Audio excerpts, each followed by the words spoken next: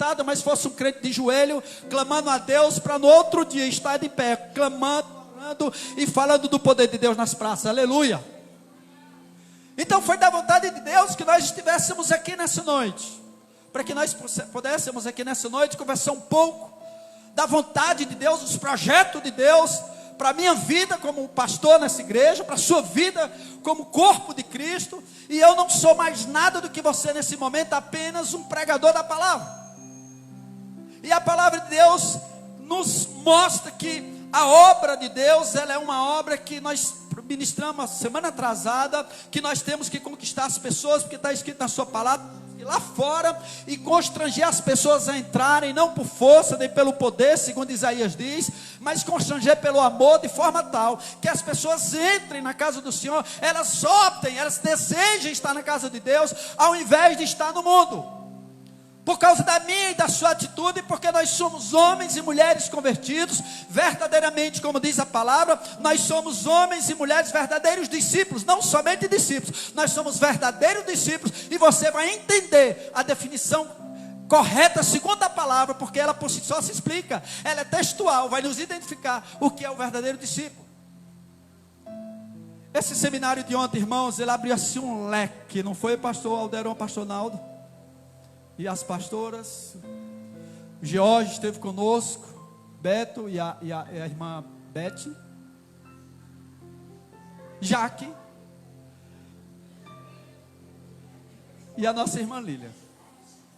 Mas Beth, a palavra de Deus diz que é uma só carne e um só não. E aquele seminário ontem, irmãos, abriu meu coração mais ainda. Eu vinha para cá e eu dizia para a Luziane, minha filha, o amor que eu tenho pela obra de Deus, ele reacendeu de uma forma que eu passo por cima de um trator. Irmãos, eu estou de um jeito, olha, você me abençoe. Deixa eu falar uma coisa aqui para você. Você me abençoe enquanto nós somos pequenos, porque quando nós formos grandes, nós vamos te abençoar. Creia.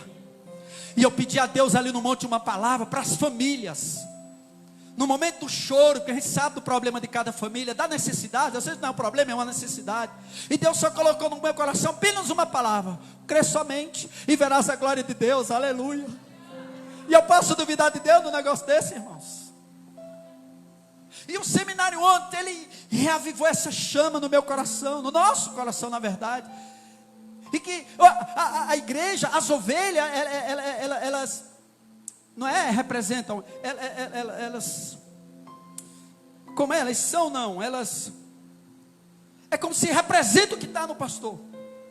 Se o pastor está angustiado, está triste, a igreja está triste. Se o pastor está abatido, a igreja está triste. Se tem problema, a igreja também. Sabe por quê, irmãos? Porque a palavra de Deus diz que o pastor, ele é o anjo da igreja. As bênçãos vêm pelo pastor, vai para a igreja. Se aqui tiver o pecado, não chega a tua prosperidade, não.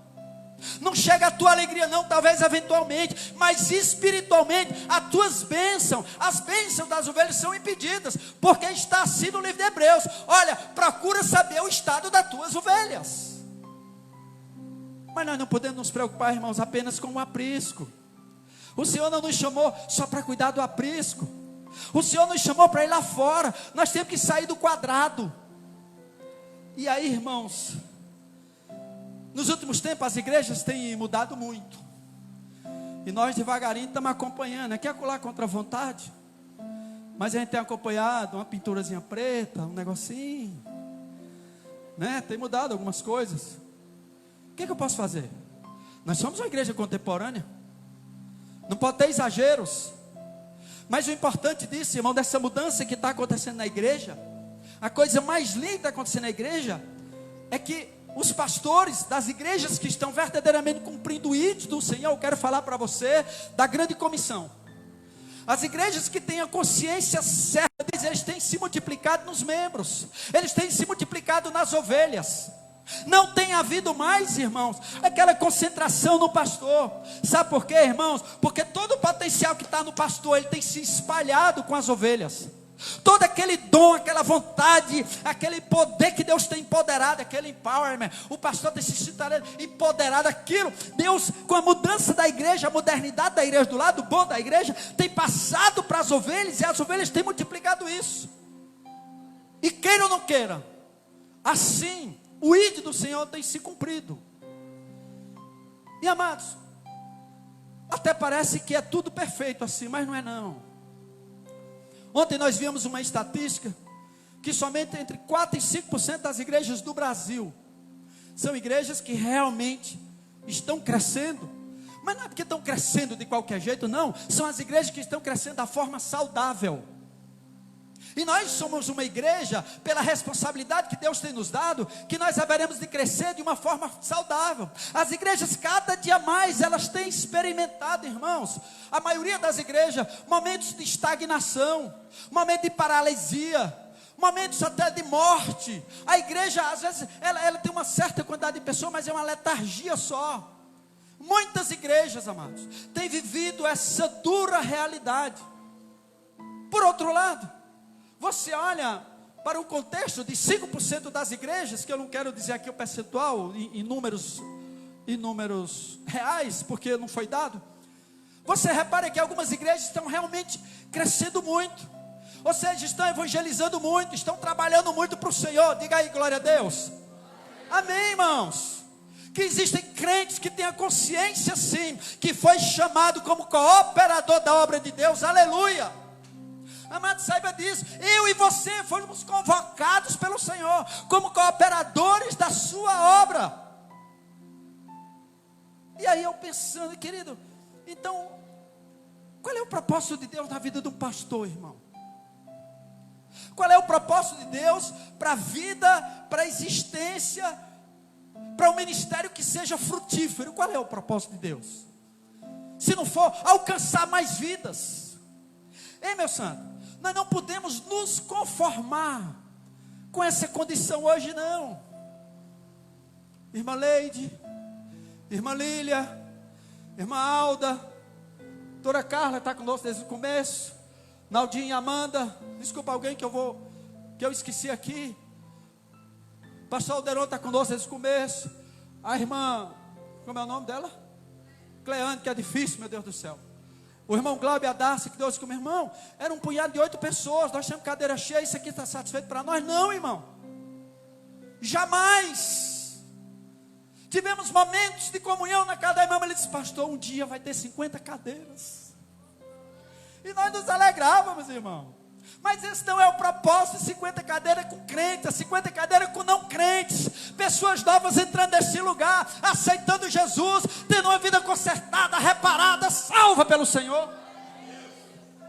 Amém, amados, que nós estamos aqui com todos os amados, a maioria já é cristã, mas alguns foram alcançados nesse lugar. Eu estou até sentindo falta de um casal que não veio hoje aqui, puxar a orelha dela amanhã.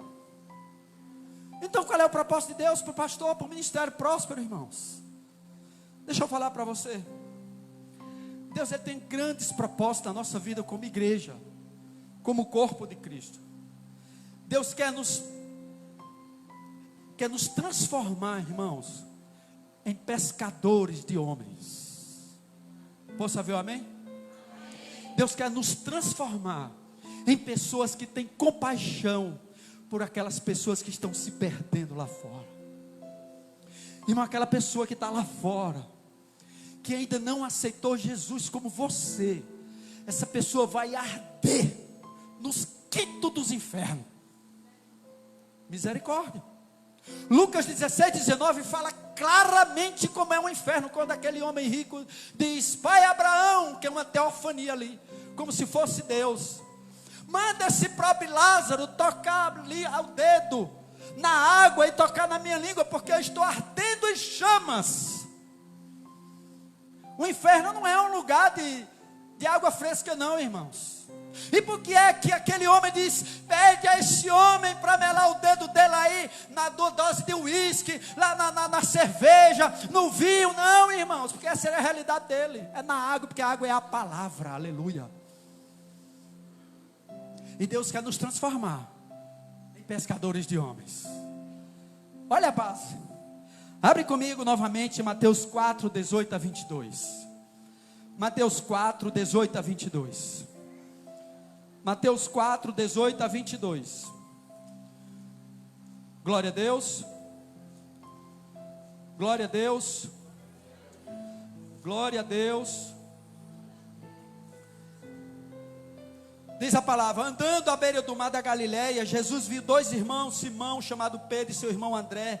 Eles estavam lançando redes ao mar, pois eram pescadores, e disse: segue-me, e eu os farei pescadores de homens. No mesmo instante, eles deixaram as suas redes e o seguiram. Indo adiante, viu outros dois irmãos, Tiago, filho de Zebedeu, e João, seu irmão. Eles estavam num barco com seu pai Zebedeu, preparando as suas redes. Jesus os chamou também, e eles, deixando imediatamente o seu pai e o barco, o seguiram. Querido, sabe qual é o primeiro momento de Deus aqui, quando Jesus fala para Pedro, Tiago, André e João? Ele dá uma ordenança. E Jesus, ele nos deu uma ordenança: venham comigo, comunidade cristã vinde, e eu vos farei pescadores de homens. Aleluia! Irmão, nós temos que entender a essência do evangelho. Hoje alguém publicava no Facebook, dizia assim: nós precisamos ainda andar em igrejas que dizem que o inferno existe, que o céu existe, mas que o inferno também é a realidade. Parece que está faltando isso, irmão. Eu não sou contra a igreja coach, não. Eu tenho minhas críticas que não são veladas, vocês sabem. É porque eles só falam da coisa boa. Ei, antes do inferno também, do céu também existe inferno, irmãos. E muitas vidas estão indo para o inferno, e o Senhor tem nos confiado essas vidas. Você sabe qual é a primeira vida que o Senhor vai nos cobrar? A sua esposa e o seu esposo. Ei, querido, a tua esposa é aquela pessoa maravilhosa que Deus colocou nas tuas mãos para você ajudá-la, não é forçá-la, ajudá-la a ir para o céu. Ei, o teu esposo, essa pessoa maravilhosa que Deus colocou do teu lado, para você ajudá-lo a ir para o céu. Ei, os teus filhos, as tuas filhas, são essas criaturas, essas coisas lindas, maravilhosas que Deus te deu, para você ajudá-los e ajudá-las a ir para o céu. E muitos de nós não temos nos preocupado com a nossa família. Viramos rato de igreja, mas que a nossa família que se lixe. Irmão, faz quanto tempo que você orou, que você se sacrificou, não, que você se santificou, que você fez uma consagração pela salvação dos seus pais, dos seus irmãos, aquele irmão chato que você tem, da sua mãe, do seu pai? Quando foi? Jesus vai lhe cobrar isso. Sabe outro momento que eu vejo na palavra de Deus, irmãos? É que o nome do Senhor é glorificado quando nós damos, isso aqui é interessante, quando nós damos frutos. Não, irmão, em Deus é sempre o absoluto sintético. Em Deus é sempre uma progressão geométrica. Em Deus é sempre mais. Ele nunca diz que nós somos vencedores. Nós somos mais do que vencedores. A sua palavra também diz que o que o Senhor tem para nós é abundantemente, já era bom, não. Ele diz abundantemente mais do que nós possamos pedir ou pensar. Mas a palavra também de Deus diz que Ele é glorificado quando nós não damos fruto, mas quando nós damos muitos frutos. Diga glória a Deus. Dar fruto, irmão, não é suficiente. Crer em Deus, minha santa, não é suficiente. Você tem que crer em Deus e confessar Jesus como Senhor e Salvador. Eu te provo isso. Palavra de Deus, em João 15, abra comigo aí João, Evangelho de Jesus, segundo São João, capítulo 15, a partir do verso, capítulo 4, João 15, verso 4, uma das partes mais lindas da Bíblia, é João 14, 15, 16 e 17. João 15, verso 4 ao 8 diz assim: está em mim e eu em vós, como a vara em si mesmo não pode dar frutos, se não estiver na videira, assim também vós, se não estiverdes em mim. Eu sou a videira, vós as varas. Quem está em mim e eu nele, este dá muito fruto, porque sem mim nada podeis fazer. Se alguém não estiver em mim, será lançado fora com a vara e secará, e os colhem e lançam no fogo que arde. Se vós estiverdes em mim, e as minhas palavras estiverdes em vós, pedireis tudo o que quiserdes, e vos será feito. Verso 8, nisto é glorificado o meu Pai, que deis o quê? Muito fruto, e assim sereis meus discípulos. Sabe o que é uma coisa que a gente sabe, mas precisa de alguém fortalecer? Ontem, O pastor Wagner, ele trouxe essa revelação para nós. Você lê Bíblia, vê, mas tem uma hora que tem que ter alguém para revelar para você. Quando nós analisamos esse versículo, ele diz, vocês darem muitos frutos. Não diz que se você der fruto, você é só discípulo, não. Nós temos que ser discípulos e glorificar a Deus. E nós só glorificamos ao Senhor, irmãos, quando nós damos muitos frutos. Não fala não, só pensa. Quantas vidas, estou falando para as pessoas da igreja, não os visitantes. Quantas vidas você alcançou para Jesus no último ano? 365 dias. Quantas pessoas você falou do Evangelho para ela? Somos discípulos de Jesus. A Bíblia diz que os discípulos fazem o que o seu discipulador faz, no caso o Senhor, o seu mestre faz. Quantos? Olha como nós somos uma igreja falha, irmãos. Olha como nós estamos fora do propósito de Deus. E eu estou trazendo isso a riste à igreja, assim na cara da igreja, porque a partir de mim, para que nós tomemos essa consciência que nós precisamos despertar para a necessidade de dar muito fruto. Sabe por quê, irmãos? Porque a maioria das pessoas produz muito pouco fruto, e a maior parte não produz fruto nenhum. E isso diante de Deus é para ser vergonhoso, irmãos. Não é para nós termos somente vergonha de um pecado, de um deslize. Não, na minha vergonha diante de Deus, irmãos, diz a palavra do Senhor lá no livro dos Êxodos, não devemos chegar diante do Senhor com as nossas mãos vazias. Ali está falando de bens, mas vamos espiritualizar a coisa. Não devemos chegar diante de Deus sem uma alma viva sequer apresentada ao Senhor. Conheço, irmão, pessoas com muitos anos de crente, convertido, que nunca levou ninguém aos pés da cruz. Eu não sei se essa pessoa é você, mas se for que nessa noite você se arrependa em Deus e assuma um compromisso do Senhor de falar do seu Evangelho, porque você não vai para o céu, porque alguém falou do Evangelho para você. E nós nos conformamos porque alguém pagou o preço por nós. E sabe por que você vai para o céu, irmão? Porque alguém foi treinado para falar da palavra de Deus para você. E esse é o propósito da nossa igreja, vamos ver mais tarde. É treinar pessoas para pregar o Evangelho. Esses dias, há uns 3 meses atrás, eu estava num congresso, já falei aqui, num congresso de missões ali com o pastor Alderon e a missionária. E o pastor lá de fora, ele disse, oi, que os pastores não foram feitos para ser babá de crente, mas foram feitos para enviar as ferramentas de Deus. Posso ouvir um glória a Deus aí?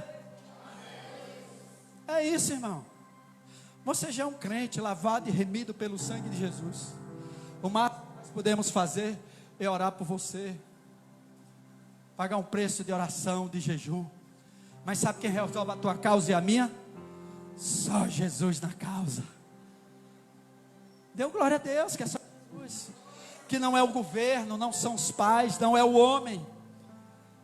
E aí nós somos desafiados, irmãos, para esse ano nós alcançarmos pelo menos uma, você sabe que é uma unidade, uma pessoa para Jesus. Imagine se nós aqui assumirmos o compromisso diante do Senhor, e nós alcançarmos uma vida para Jesus, nós trouxermos essa pessoa, nós discipularmos essa pessoa, nós batizarmos essa pessoa, e cumprir o que está lá em Marcos, e Marcos 28, 18, se nós discipularmos e enviarmos essa pessoa, pra vocês terem ideia, não cabe mais nesse lugar aqui, ó. Se você alcançar uma vida, sabe aquele projeto, eu mais um? Esse é o desafio de Deus para nós, sabe por quê, irmãos? Porque a palavra de Deus diz, meu irmão, que uma vida vale mais do que o mundo inteiro. Não se preocupe em ganhar multidões, não. Porque pela presença de Deus, do Espírito Santo na tua vida, Ele vai te usar para você alcançar muitas vidas. Mas trace um alvo na sua vida, para você alcançar pelo menos uma vida, durante este ano. Eu entendo que é um alvo muito factível de a gente atingir, qualquer um de nós, porque é somente uma pessoa. E eu queria que você se avaliasse e disse, Senhor, eu sou só crente mesmo, crente evangélico, crente de igreja, ou eu sou um verdadeiro discípulo de Jesus? Sabe, irmãos, as igrejas, os pastores têm a obrigação de trazer o evangelho às claras para as pessoas. Nós não podemos estar brincando de igreja, irmãos. Nós não podemos achar que a gente vem a um show. Nós não podemos achar que a gente vem para um momento social, nos encontrar com os amigos maravilhosos. Não, isso não tem nada de mal, isso é maravilhoso.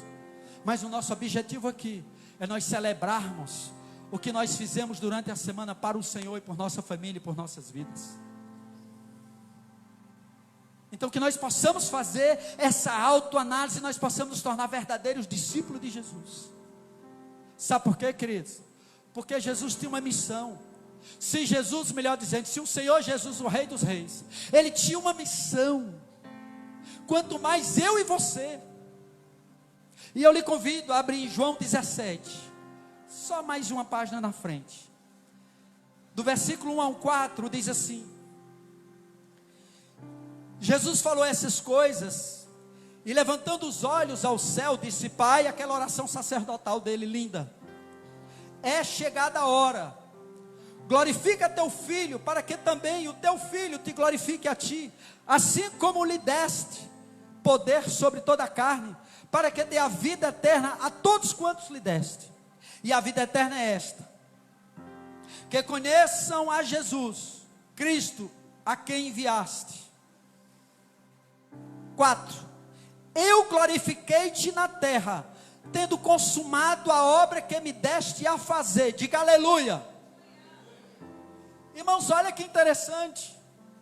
Aqui a palavra nos ensina que Jesus, Ele está aqui ainda como homem, ainda como filho de Maria, como filho de José, irmão de Tiago, com aquelas duas irmãs e outros tantos irmãos que a Bíblia não cita outros, a quantidade. Estava como homem e já dizia: Pai.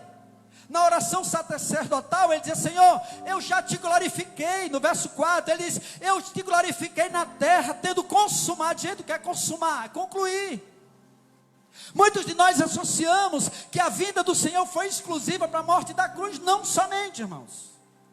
O Senhor veio para cumprir um objetivo, uma meta. O Senhor veio para cumprir um propósito. E a palavra de Deus, Ele mesmo diz: Senhor, eu te glorifiquei, antes mesmo de ir para a cruz. E o que foi que Jesus fez antes de ir para a cruz? Quando Ele disse que Ele cumpriu a meta, o objetivo dele, glorificou a Deus. Como é que Jesus poderia estar prestando conta a Deus Pai Todo-Poderoso, sem antes mesmo ter morrido, ter sido sacrificado ali na cruz? E aí, quando nós estudamos os evangelhos, nós descobrimos que o Senhor, que o Senhor, antes de se entregar na cruz, que ali foi voluntário, a palavra de Deus, Ele está se referindo aqui, irmãos, é que Ele cumpriu a grande comissão. Ele ensinou as pessoas, Ele alcançou vidas para a vida eterna. Essa foi a missão de Jesus. Essa é a minha e a sua missão. Nós entendemos, irmão, que a missão do Senhor, aqui no versículo 4, é de fazer discípulos, e de capacitar esses discípulos, conforme está na sua palavra, e enviar também essas pessoas, para dar continuidade à obra de Deus. Ei, você acha que está aqui por quê?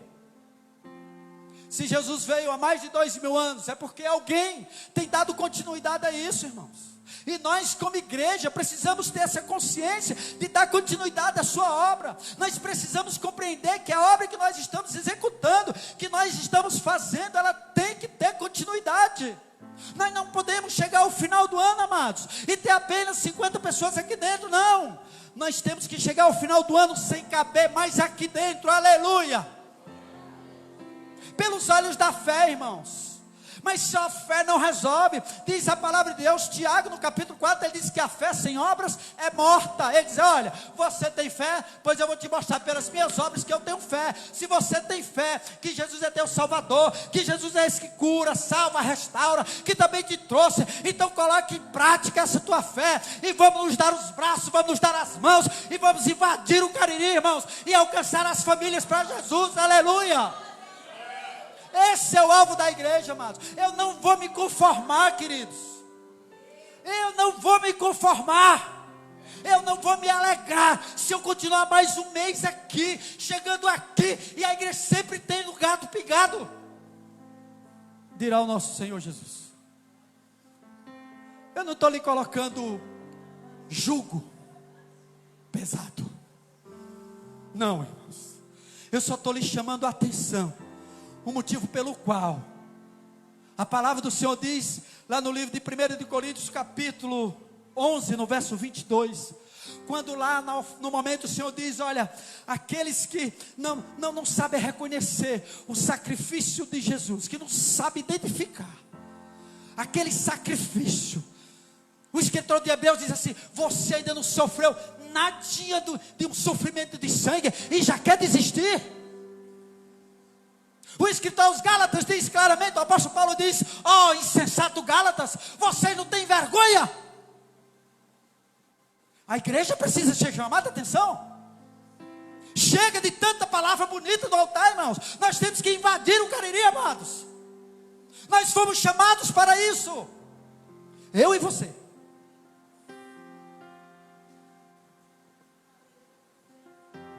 E isso não é de qualquer jeito, irmãos. A palavra de Deus diz que o Senhor, Ele nos delega. Você sabe o que é delegar? Não é jogar, não. É nos dar e nos apoiar. O Senhor nos delegou a grande comissão.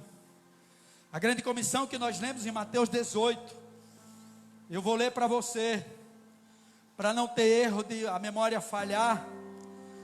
No livro do Evangelho segundo São Mateus 28, 18. A grande comissão. A palavra de Deus diz assim. E chegando Jesus para ele, diz, portanto, ide, é uma ordem, está no imperativo.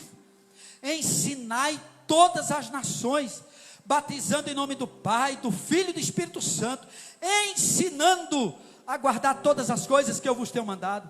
E eis que eu estou convosco até a consumação dos séculos. Irmãos, é muita honra servir ao Senhor.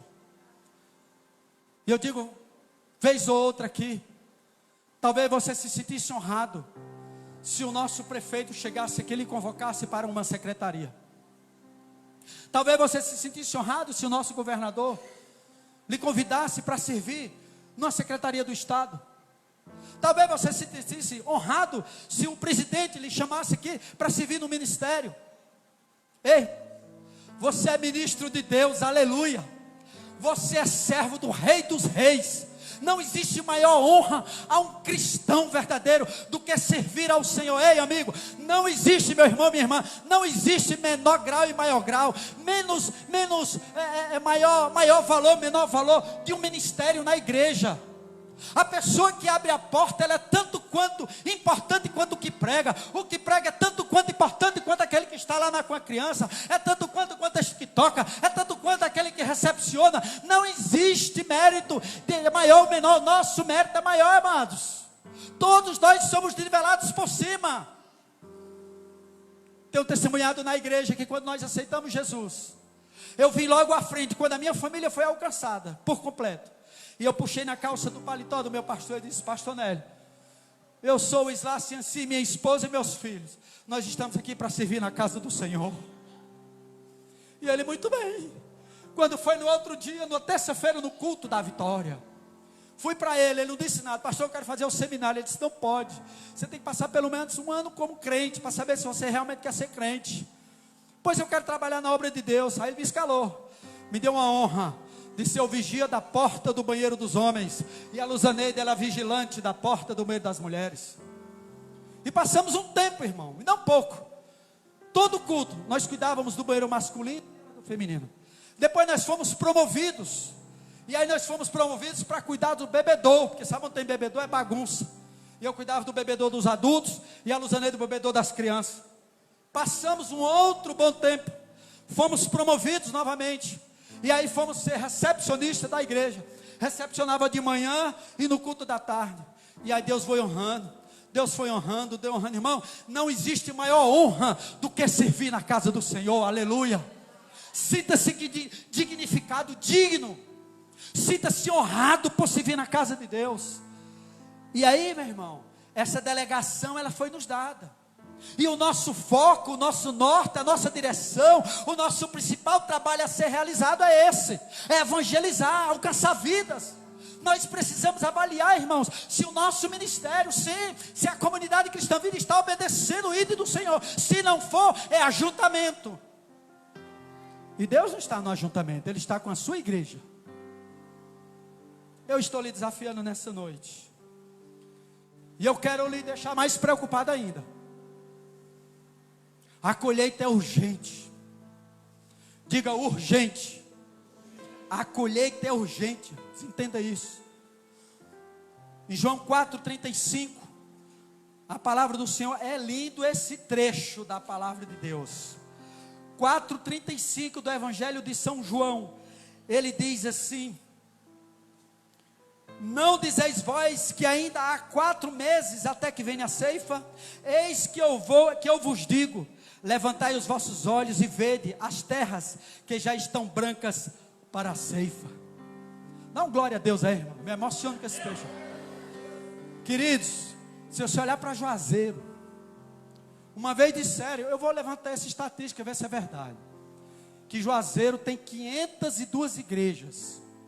Eu vou ver no IBGE amanhã, a última estatística, quantos crentes tem, cristãos, tem no nosso Cariri, e vou falar para você no próximo domingo.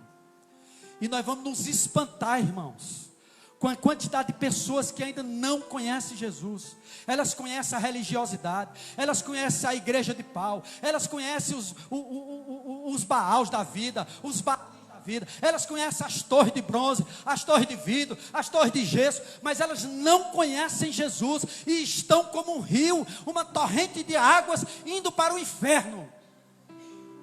Por isso que é urgente. E nós aqui no Juazeiro do Norte, no Cariri, irmãos, eu vou tomar a palavra que aquele homem disse ontem. Nós estamos diante da possibilidade de fazer uma das melhores colheitas da história do cristianismo aqui no Cariri.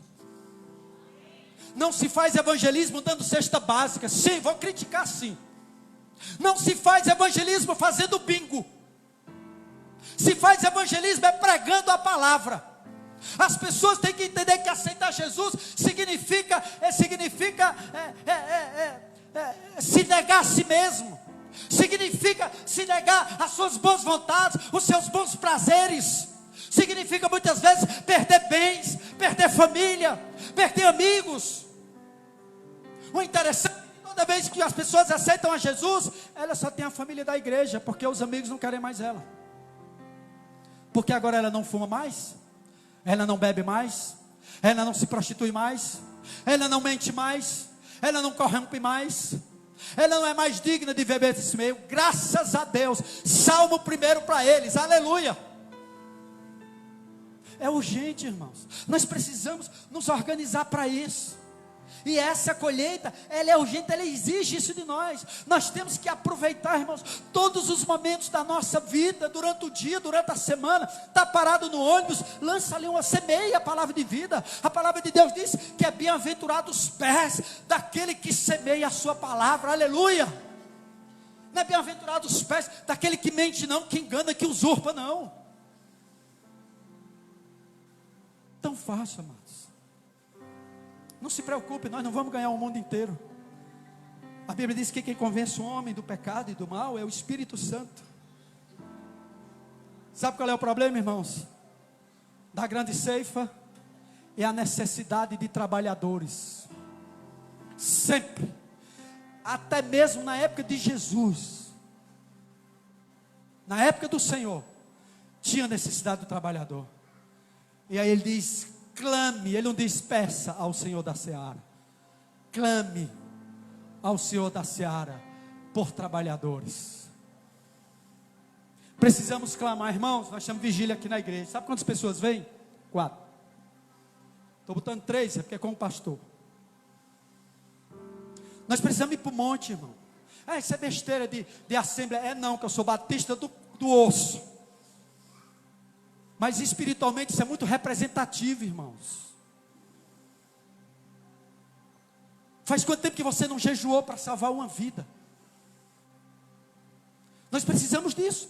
O problema é a falta de trabalhadores. Sabe por quê, irmãos? Essa falta, porque ela é uma consequência da falta de compaixão. Por que é que Jesus fez o que fez? Porque ele tinha compaixão pelas almas. A palavra de Deus diz que as pessoas estavam como ovelhas desgarradas, ovelhas perdidas que não têm pastor.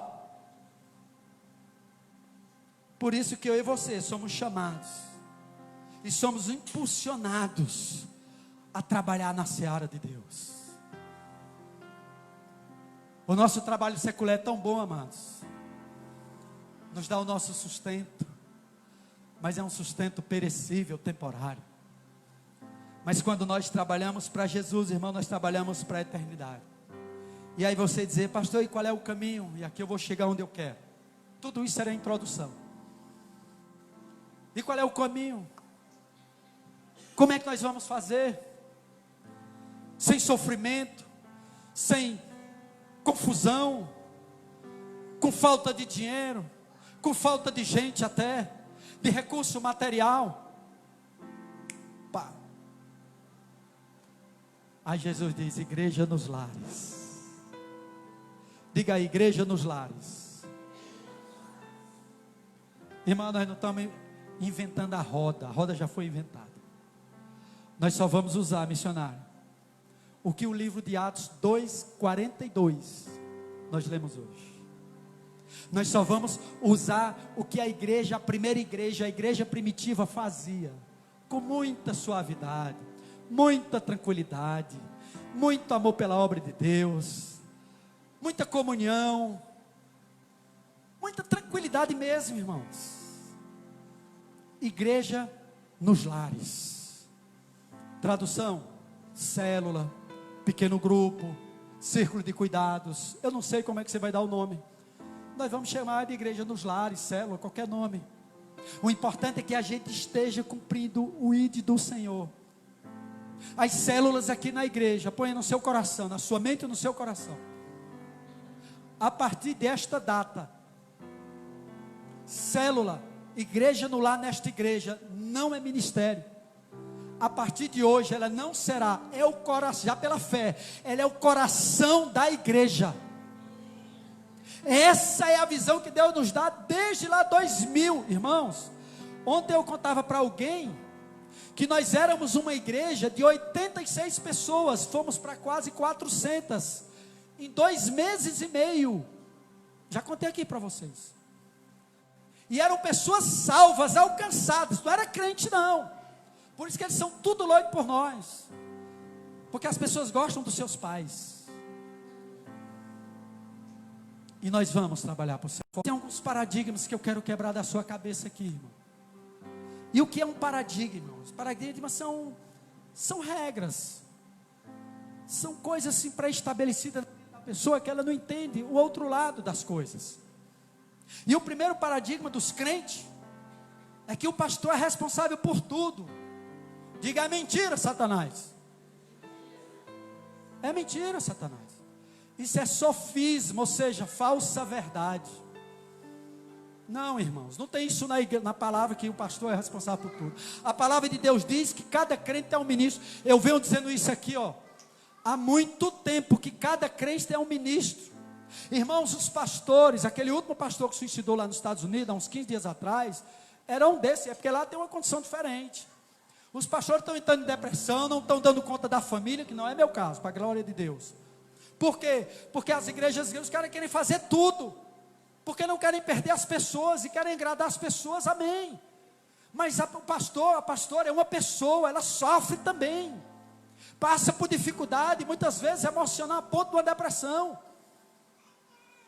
Mentira, irmãos. Pastor, ele não é responsável por tudo. A igreja, cada crente é um ministro na casa do Senhor. E você sabe qual é o novo paradigma para isso? É que cada crente, sim, irmão, ele é um ministro de Deus. As responsabilidades da igreja são divididas. Cada um aqui tem um lugar, tem um chamado por Deus para atender às necessidades do seu corpo, da sua igreja. E o principal propósito da igreja, qual é? Que é de todos nós, ganhar almas, ganhar vidas para Jesus. Essa aí é comum a todos. Sabe qual é um segundo paradigma, irmão? é que as pessoas acham que para liderar uma célula ou um pequeno grupo é necessário ser um grande conhecedor da palavra de Deus. Não, irmão, não tem nada a ver com isso não. Sabe quem são as pessoas que lideram pequenos grupos, igreja em célula, igreja nos lares? São pessoas que são treinadas, que são capacitadas. Mesmo porque nossas células, elas são, haverá de acontecer de tudo um pouco lá. Não necessariamente pregação, cura, milagre, não. Tudo, mas sobretudo amor, compaixão, alegria, descontração. É isso que nós pretendemos no Senhor. E quem é que pode fazer isso? Quem é que pode ser um bom coordenador de uma casa dessa? Primeiro tem que ser um crente maduro, irmão, que nasceu de novo. E você sabe o que é nascer de novo? Porque tem um monte de crente que parece que nasceu de novo.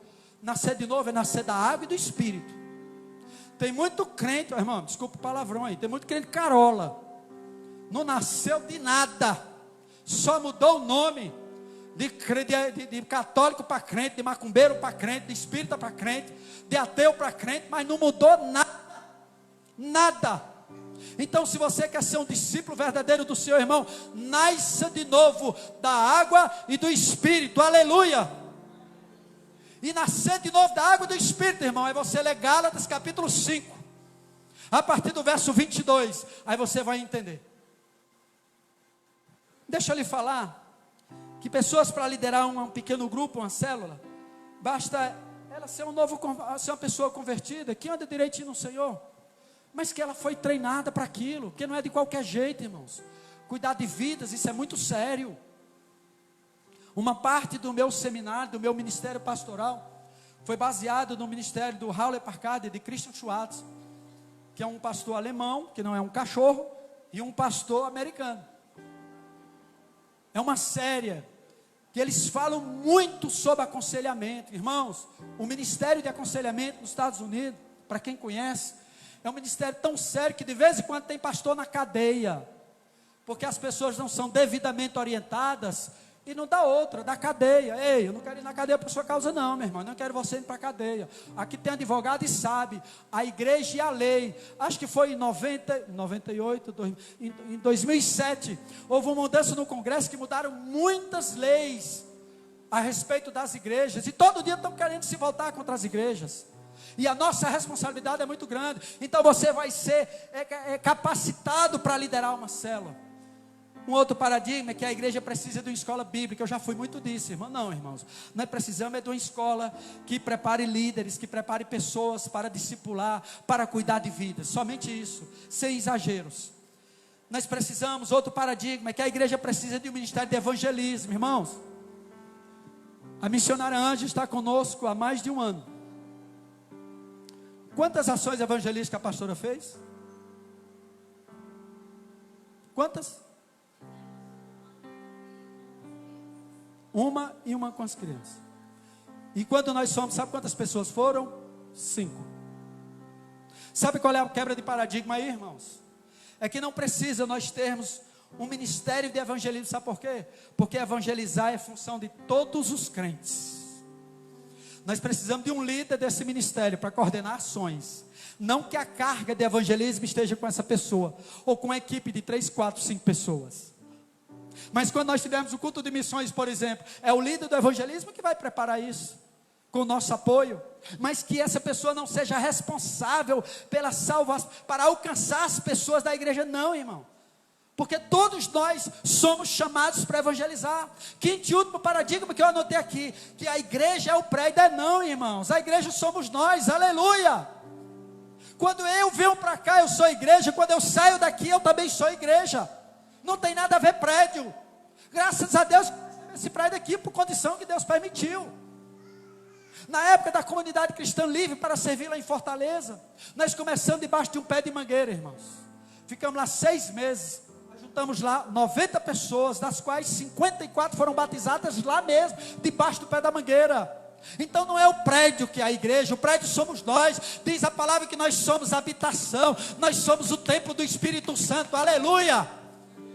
Então não é o prédio que nos prende, irmãos. Nós temos que estar voltados para fora, fora do quadrado.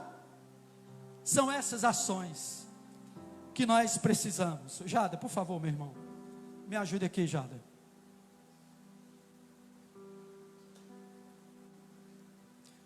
Querido, me desculpe se eu sou tão enfático com as coisas de Deus, mas é você que Deus tem chamado.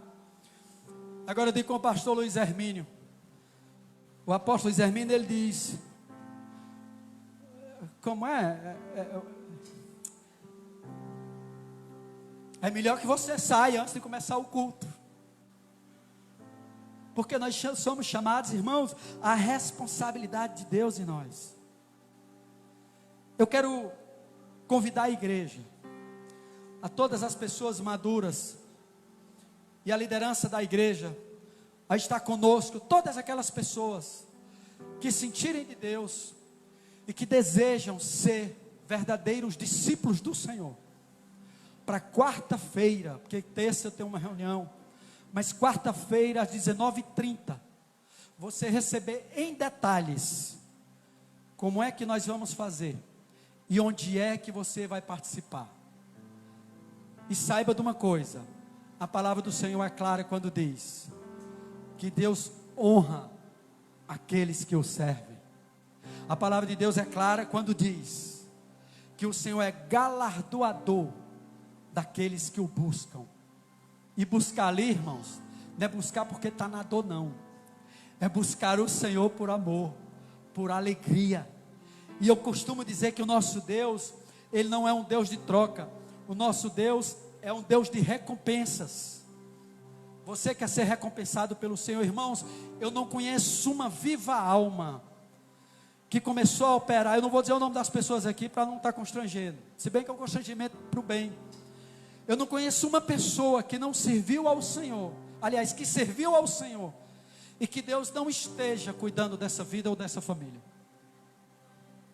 Todas as casas que começaram e que trabalharam na obra de Deus, que entregaram a sua casa para a obra de Deus, todas essas casas, é igual o que aconteceu na palavra, quando a arca Davi trouxe, e a arca foi para a casa de Obed-Edom, e mudava para outro, até chegar na cidade de Davi.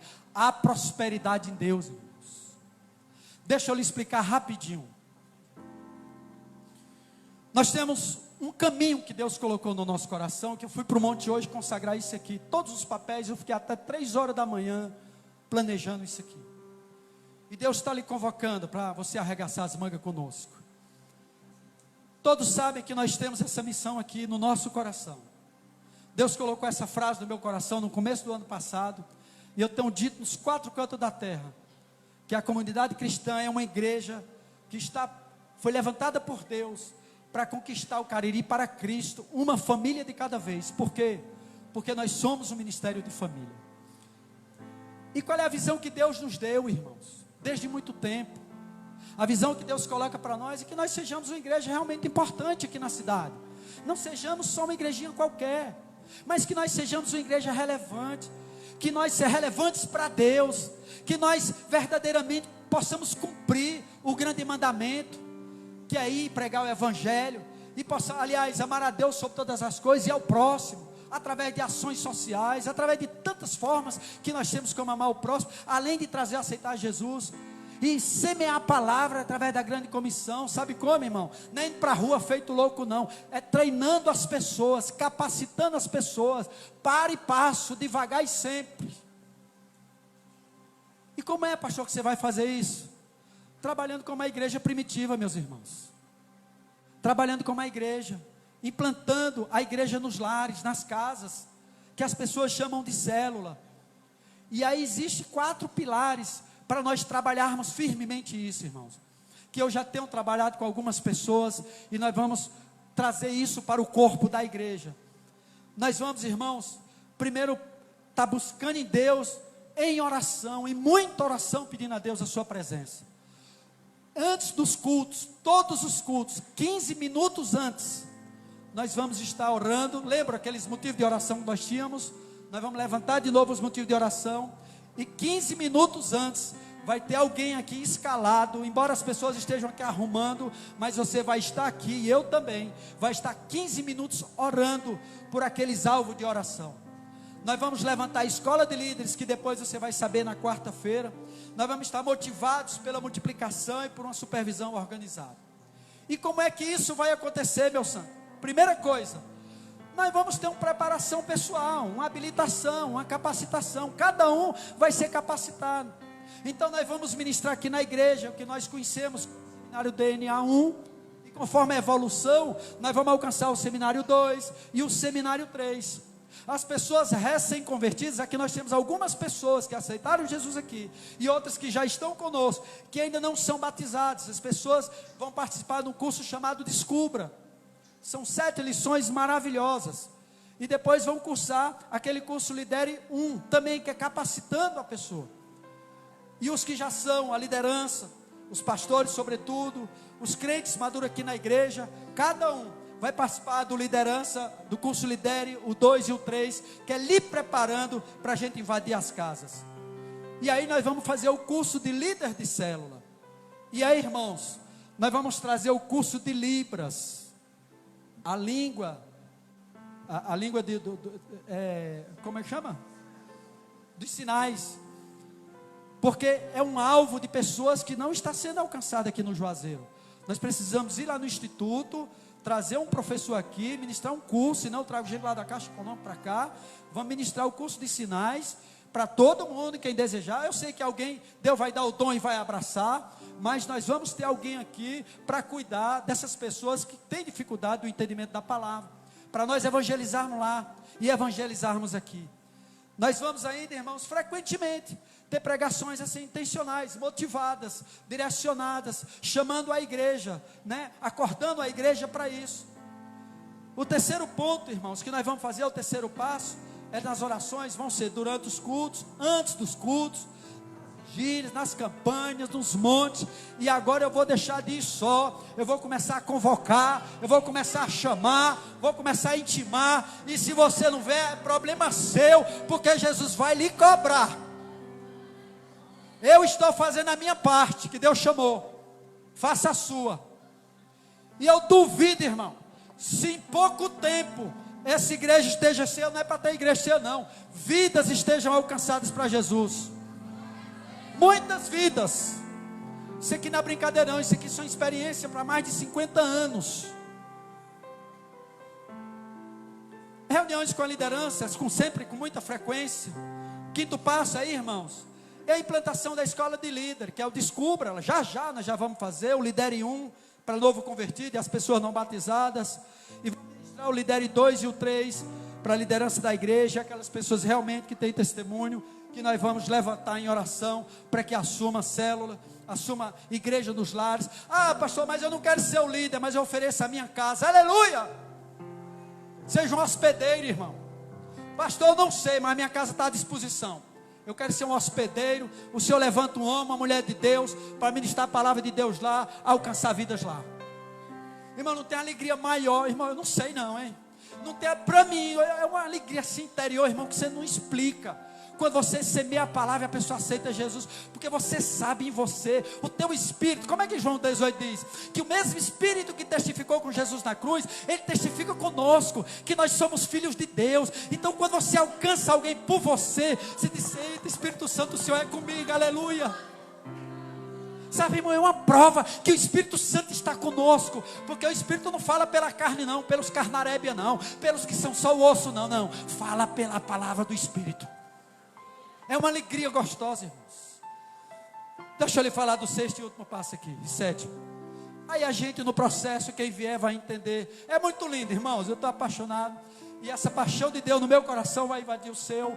E nós vamos abrir a primeira célula. Nós vamos ter uma estrutura de organização, de supervisão e de organização dessa célula. Vocês sabem que eu sou um administrador, até por força da profissão, eu sou muito Caxias nisso. Então entenda que Deus está colocando algo muito lindo para nós em nome de Jesus. Amém? E aí nós vamos aplicar.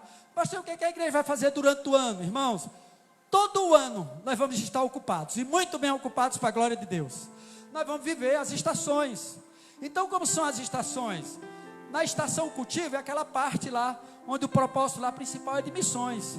Nós vamos na reunião, decidir qual é o período. Aí está março e maio, porque eu já tinha isso aí, né, mais ou menos nessa data, lá no começo do ano, mas nós vamos adequar, que são sempre 3 meses.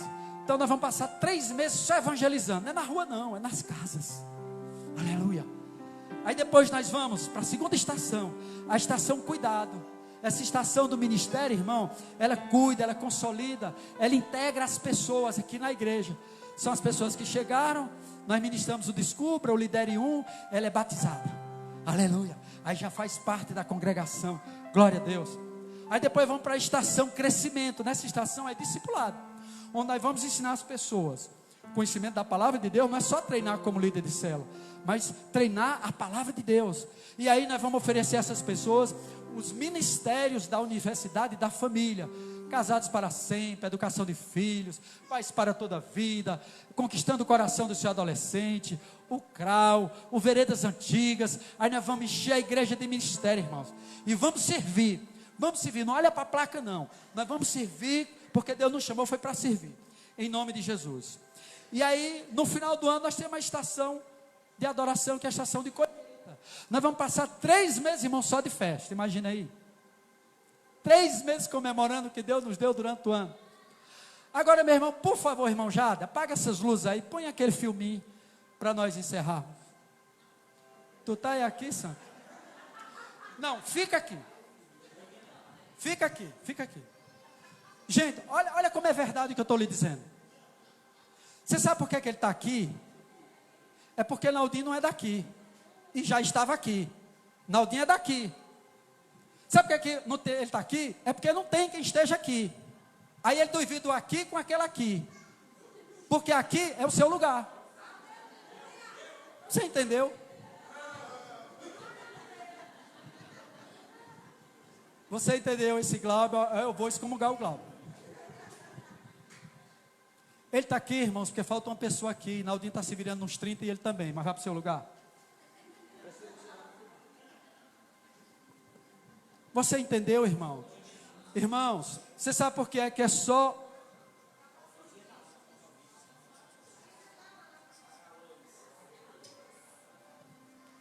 Está onde aqui, irmão? Tem que botar o som, hein?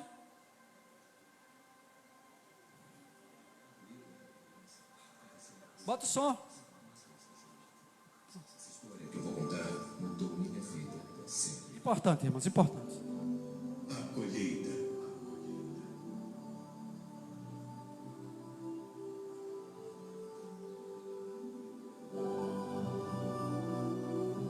Inspirado numa história verdadeira. Versão brasileira, Álamo.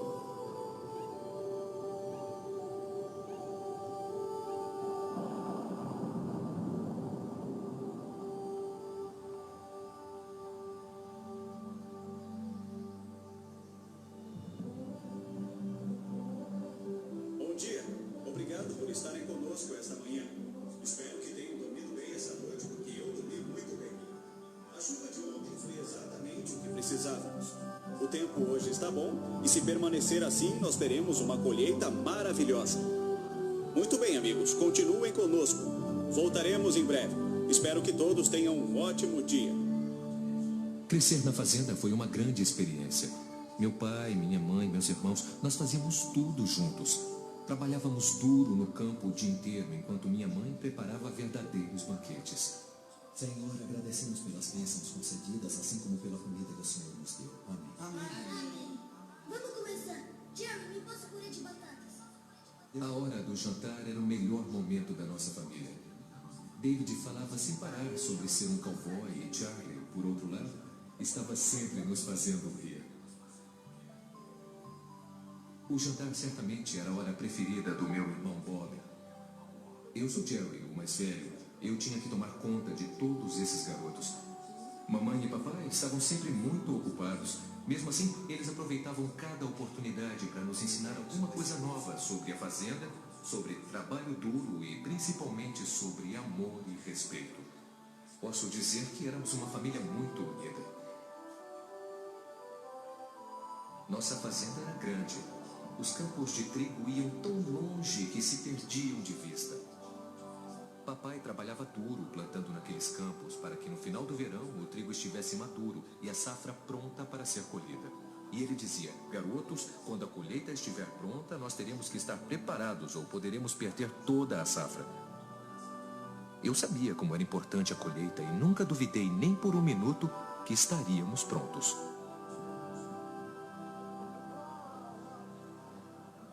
Mas não era tempo de colheita ainda e na fazenda nós tínhamos muitos outros trabalhos para nos ocupar, como selar os animais e levar o gado para o pasto do sul. Cavalgar com o papai e o tio John era sempre uma aventura. E mesmo quando as coisas estavam além do que eu poderia dar conta, papai sempre acreditava em mim e, de alguma maneira, sempre dava certo.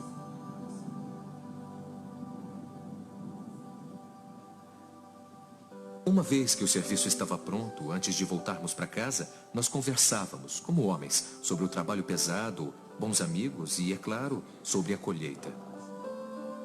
Eu nunca deixava aquele pasto sem aprender alguma coisa importante com o meu pai e nunca deixava de levar alguma coisa especial para a mamãe.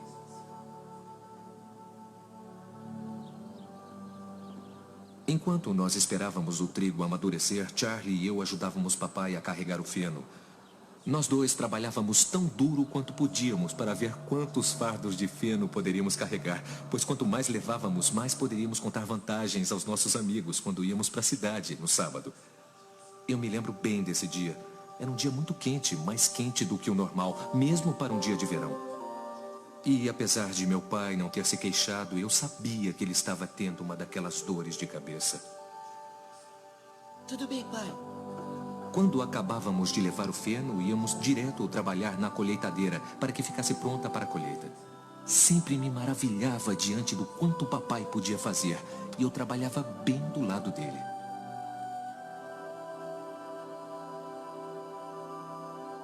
Como de costume, papai nos levou para passear no campo naquele fim de tarde. O pôr do sol fez tudo parecer quente e dourado. Papai costumava falar para Bob que Deus tinha pintado o céu daquela maneira só pra gente. Nós conversávamos sobre o nosso dia, sobre a época da colheita, que agora não demoraria muito a chegar. Papai disse que seria uma grande colheita.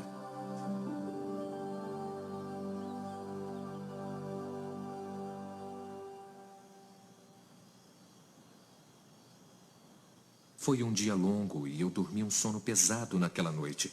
Tão pesado que eu não escutei o que estava acontecendo dentro da nossa casa.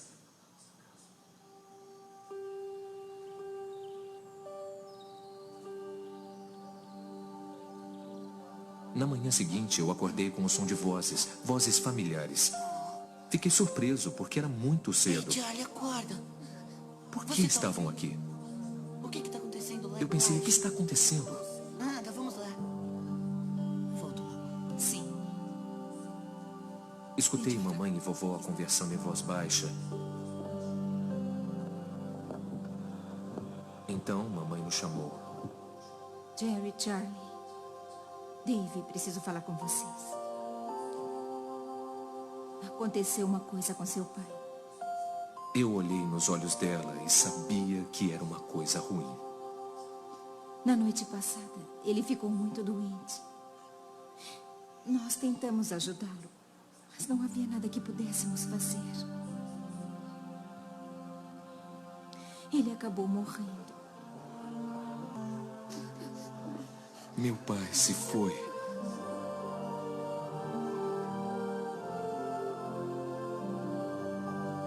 Num instante, nossa vida foi mudada para sempre. As dores de cabeça dele, pensávamos que era só por causa do calor. Era como se o tempo tivesse parado.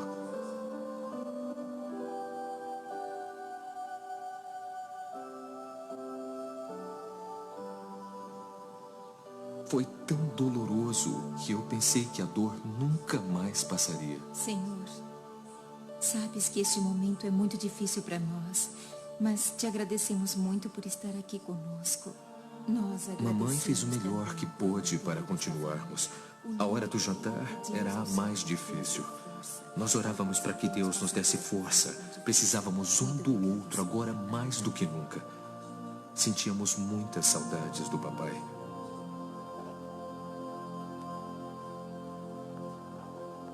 Nos dias seguintes, nós ficamos ocupados demais. Tio John logo veio nos ensinar outros trabalhos. Cada um de nós fazia a sua parte.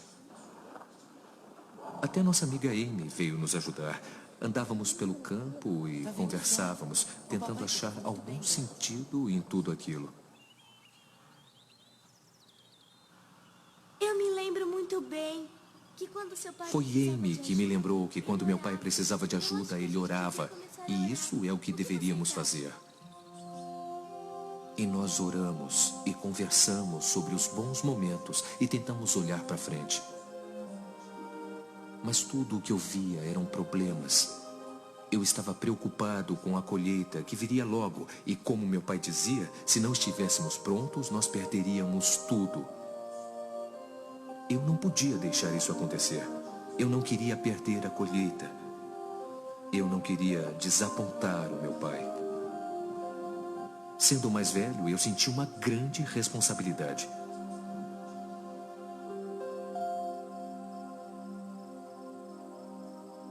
Pela primeira vez na minha vida, eu estava realmente com medo. Eu orei a Deus para que mandasse alguém para ajudar. Pensei que as coisas iriam melhorar, mas só pareciam piorar. O tempo ficou quente, muito quente, e o trigo amadureceu mais rápido do que se esperava. Meus piores medos estavam diante de mim. Sem papai, não tinha ninguém para trabalhar no campo. Foi difícil, mas mamãe e nós não parávamos de orar.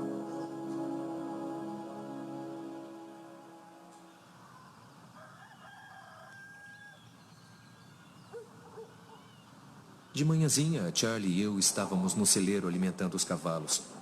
Eu adorava esta parte do dia, mas agora isso só parecia nos lembrar que estávamos mais perto de perder o trigo. Era comum o silêncio na fazenda, mas nesta manhã eu ouvi um som fraco e distante. Era um tipo de ronco que ficava cada vez mais forte e mais alto.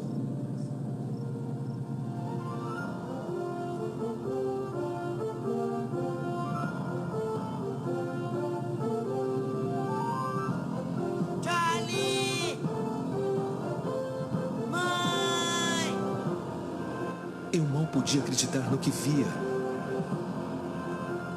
Estamos chegando na fazenda. Uma atrás da outra, grandes, enormes colheitadeiras. Parecia que o mundo inteiro estava vindo para nossa fazenda. Olha só! Vem aqui!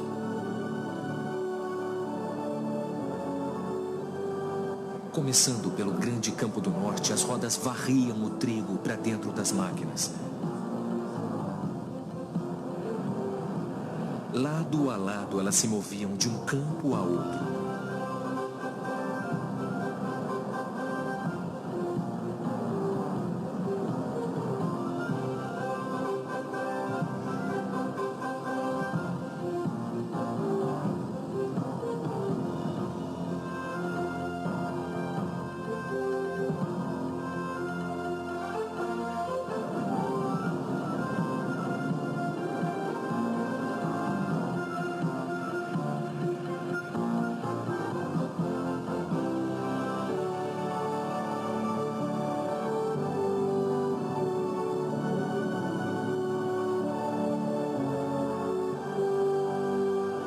Enquanto eu via as máquinas descarregando o trigo dourado, eu lembrei do papai e das minhas orações, e então eu entendi que não estava sozinho. Todas essas pessoas tinham seus próprios trabalhos para fazer, mas vieram nos ajudar.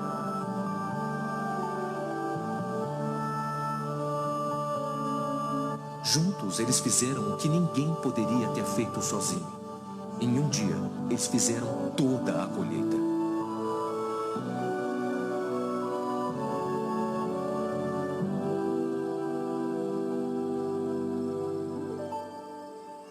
A colheita estava feita, o trigo estava salvo, o campo estava limpo.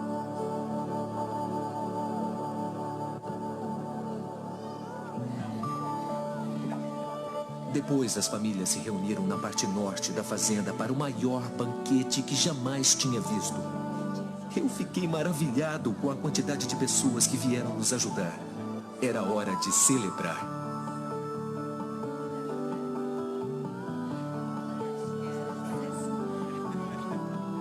Todos participaram ajudando na colheita. Até o melhor amigo de papai, Sr. Hanson, e o irmão de Amy, Tom, estavam lá. Mamãe mal podia acreditar como a tia Sally e a Sra. Johnson estavam se dando tão bem. E Harry Bender e o Sr. Sanders, não que eles não se dessem bem, é que eles não costumavam fazer muitas coisas juntos. Era como se alguma coisa muito especial estivesse acontecendo ali. Eu acredito que a colheita foi o que uniu as pessoas. Tio John contou que aquele dia o fez lembrar uma história da Bíblia quando várias pessoas estavam famintas para conhecer a Deus. Porém, não haviam trabalhadores suficientes que falassem dele para elas. Jesus disse: quando chegar a hora da colheita, orem para que Deus mande trabalhadores para ajudarem a colher. Foi o que fizemos com o nosso campo e este é um dia que eu nunca vou esquecer. Vamos orar. Gracioso Pai, agradecemos pelo dia de hoje. Ajudar com a colheita, de uma forma ou de outra, mudou completamente a todos nós. Era hora de nos unirmos. Era tempo de colheita.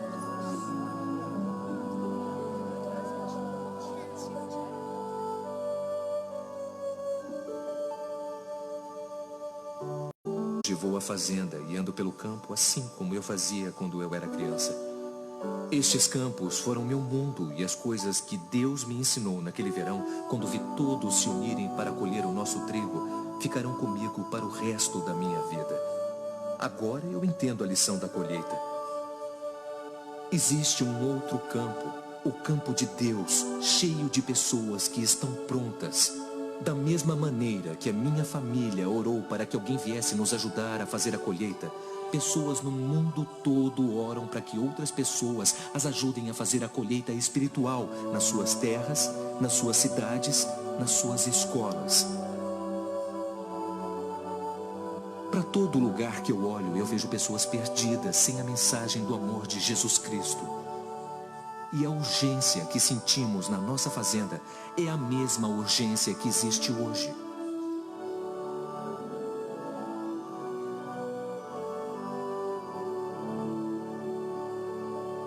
Todos nós podemos fazer alguma coisa. Nós podemos orar, investir, falar de Jesus a um amigo, até mesmo ir para outra terra. Este pode ser o maior tempo de colheita espiritual da história e por isso mesmo, todos somos necessários. É hora de nos unirmos. E eu lhes digo, abram os olhos e vejam os campos. Eles estão maduros para a colheita. É tempo de colheita. Hoje Jerry e David são homens de negócios vivendo em Colorado e Montana. Bob é um pastor na Califórnia. Charlie está envolvido em missões no mundo todo. E mamãe está vivendo perto da fazenda em North Dakota. Todos eles ajudando na colheita espiritual.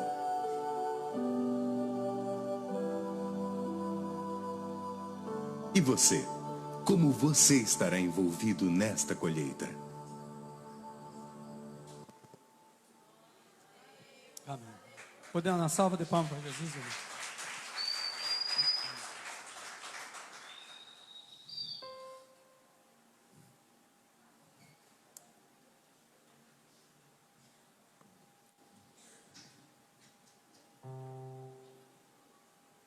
Irmão? Irmãos, eu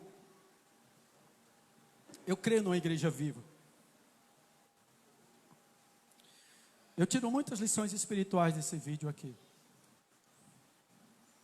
A última lição que fica na minha cabeça é que o tamanho da colheita, ela é proporcional à quantidade de trabalhadores. Se nós tivermos poucos trabalhadores, colheremos pouco para o Senhor. Mas se nós tivermos muitos trabalhadores, nós colheremos muito para o Senhor. Eu creio que a nossa igreja, pela inspiração do Senhor para nós, a partir do pastor da igreja, a nossa igreja é uma igreja que sonha o sonho de Deus. Em 2 Timóteo 2,4, a Bíblia diz que o desejo de Deus, o sonho de Deus, é que todos sejam salvos e que conheçam plenamente a verdade. Certamente nem todos aceitarão Jesus, que você vai convidar na sua casa. Mas os que forem, a cada pessoa que for alcançada por você, que você é uma ferramenta de Deus, é uma pedra que você está colocando na sua coroa, em que você vai receber na glória. Eu sou muito tomado por Deus assim, irmãos. Porque quando fala da igreja, eu trato a igreja com muita seriedade. Eu já disse para os irmãos, eu não estou, a Luzanei diz muito isso, eu não estou no evangelho para brincadeira. E eu faço coro com ela. No tempo, algumas pessoas até deixam a igreja, porque acham que a igreja tem atividade demais. Eu achei interessante que o pastor colocou ontem que quando acontece isso, é porque as pessoas, os pastores reconhecem que aquelas pessoas não eram deles. Então, se eventualmente alguém nos deixar, porque a igreja trabalha muito, é porque essa pessoa não é minha ovelha. Ela é ovelha de outro pasto. Não deixou de ser ovelha, mas é ovelha de outro aprisco. Mas o meu desejo, o meu sonho, o desejo de Deus, é que cada um que está aqui, inclusive os que estão nos visitando, se for da vontade de Deus, porque é sim da vontade de Deus, mas se for da vontade de Deus, você ficar, você se una a nós. A comunidade Cristã Vida é uma igreja séria. Nós buscamos unicamente realizar o trabalho de Deus na terra. E nós queremos sim conquistar o Cariri para Cristo. E uma família de cada vez. E você é peça fundamental nesse trabalho. Amém, queridos? Vamos ficar em pé. Vamos louvar só mais uma vez ao Senhor.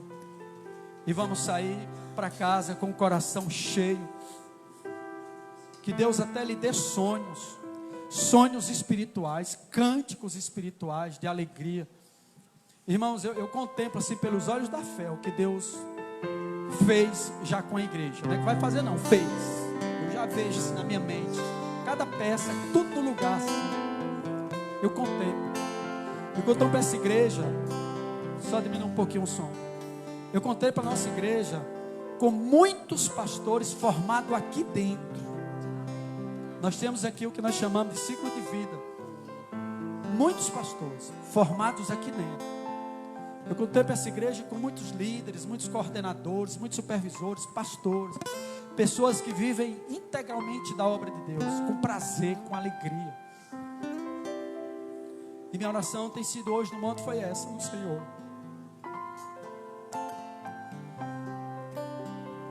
Que o Senhor me permitisse gozar desse sonho, que ele se materialize, não só na minha vida, mas na sua, porque eu estou aqui, posso morrer a qualquer momento, mas você vai dar continuidade, porque você já sabe a visão do pastor da igreja. E se eu morrer agora mesmo, a igreja já sabe qual é o sonho do pastor. E que seja você que vai tomar essa posição, em nome de Jesus, amém? Vamos louvar, amados. Vamos louvar. Justiça flua como um rio, que o amor seja vencedor dos que são conhecidos pelo nome do Senhor, povo santo. Quero ser as mãos que trazem cura e saciar aquele que tem fome, ter nos olhos compaixão, mostrar tua graça e perdão que traz a vida, restauração.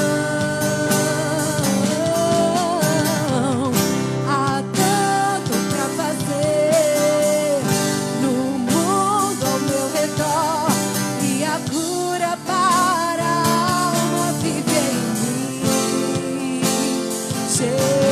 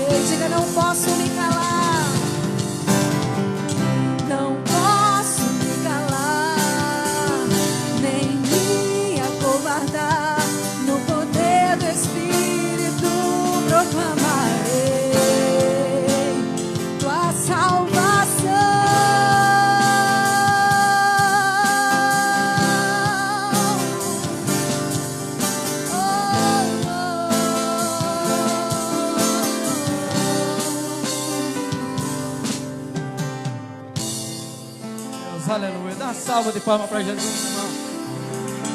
Oh, glória. Eu gostaria de convidar aqui à frente o pastor Alderon, a pastora Kátia, o pastor Naldo, a pastora Kátia, o pastor Alderon e a missionária Ângela, a irmã Lília, o irmão George, o irmão Beto e a irmã Jaque. Ô Jaque, me perdoa, eu nunca lhe chamo de Beth, não. É porque o Senhor muda o nome, irmão. Apocalipse diz o nome. Ele está numa pedrinha branca gravada com um nome, com sangue carmesim, que só Jesus sabe esse nome. Aí o nome dela eu acho que é Beth.